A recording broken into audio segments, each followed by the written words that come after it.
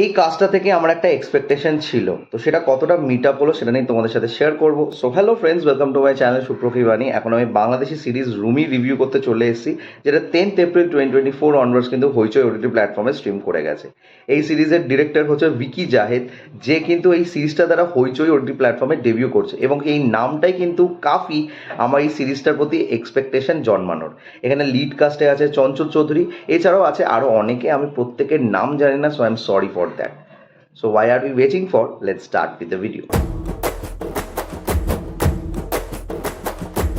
সিরিজের টোটাল 6টা এপিসোড আছে এবং প্রত্যেকটা এপিসোডের ডিউরেশন হচ্ছে আধ ঘন্টার কাছাকাছি, বারিং দি লাস্ট এপিসোড যেটা 36 মিনিটের মতো চলে যায়।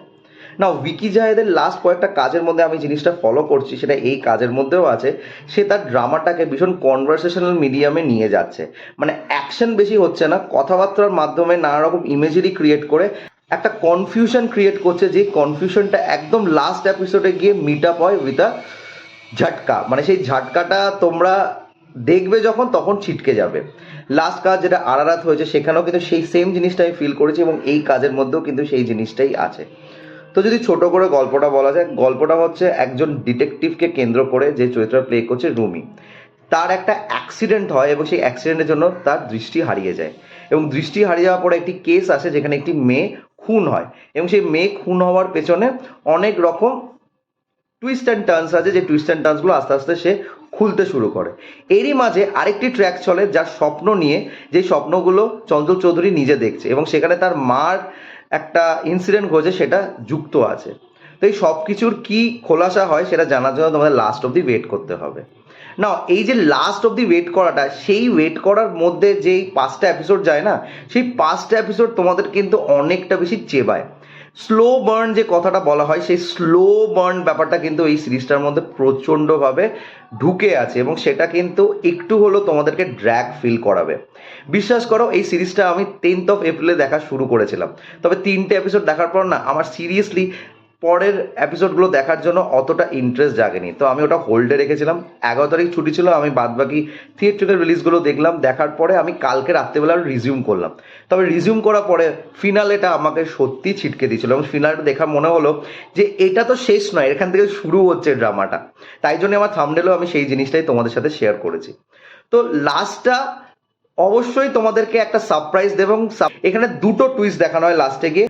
একটা টুইস্ট যেটা একটু হলেও তোমাদেরকে মনে করবে আচ্ছা ওকে, তবে যেটা একদম ফাইনাল টুইস্ট, সেটা একদম মানে তাক লাগিয়ে দেওয়ার মতো। এবং ওই টুইস্টটা দেখার পর তোমাদের মনে হবে যে এই কারণেই ট্রেলারের মধ্যে আয়নাবাজি ফিল্মের কিন্তু সেই ডায়লগটাকে রাখা হয়েছিল। ব্যাস, আমি আর কিছু বলবো না, অনেকেই হয়তো সিরিজটা এখনো দেখেনি। তবে এই সিরিজটা কিন্তু মূলত চঞ্চল চৌধুরীর অভিনয়ের ওপর কিন্তু দাঁড়িয়ে আছে। সে কিন্তু দুর্দান্তভাবে অভিনয় করেছে। তার যে ব্লাইন্ডনেসটা, সেটা এত সুন্দরভাবে এখানে সে দেখিয়েছে। তার চোখের পলক বা সে যেভাবে তাকাচ্ছে, সেটা কিন্তু অবশ্যই একটা পার্সোনালিটির নিশানি। এবং সে যখনই কোনো কথাবার্তা বলছে, তার মাঝে মাঝে কিন্তু ডায়লগ চেঞ্জ হচ্ছে। এখানে দুটো জায়গায় আছে যেখানে দু রকম ডায়লগটে সেই কথা বলে, কথা বার করার জন্য। সেই জিনিসটা কিন্তু বেশ ইন্টারেস্টিং ওয়েতে এখানে দেখানো হয়েছে।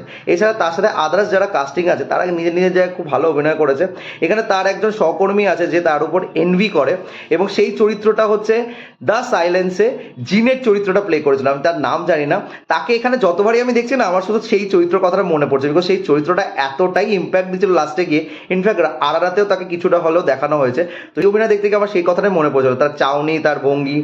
এছাড়াও এখানে আর যারা আছে, যেরকম আমি বললাম, তারা নিজের নিজের জায়গায় ঠিকঠাকভাবে রোলটা করেছে। এখানে কিছু ইমেজারিজ আছে, যে ইমেজারিজগুলো আমার মনে হলো সুপার ন্যাচারাল একটা ভাইব দেওয়ার জন্য ইউজ করেছে স্বপ্নর মাধ্যমে। তবে সেটার পুরোপুরি আনসার তোমরা ক্লাইম্যাক্সে গিয়ে জানতে পারবে।